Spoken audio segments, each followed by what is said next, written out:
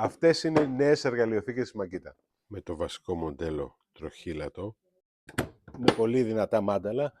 Ανοίγει και από τη μία πλευρά και από την άλλη πλευρά, όπως θέλετε.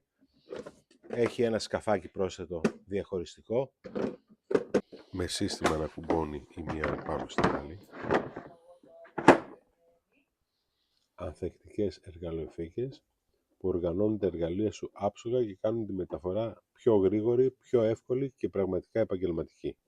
Για αγορά από το site μας πηγαίνετε στο βασικό μενού, πατάτε εργαλεία, επιλέγετε αποθήκευση βαλίτσες εξοπλισμός εργαστηρίου, μετά τσεκάρετε αποθήκευση, πατάτε περισσότερα στο σύστημα και βλέπετε όλα τα προϊόντα που μπορείτε να βάλετε στο καλάθι.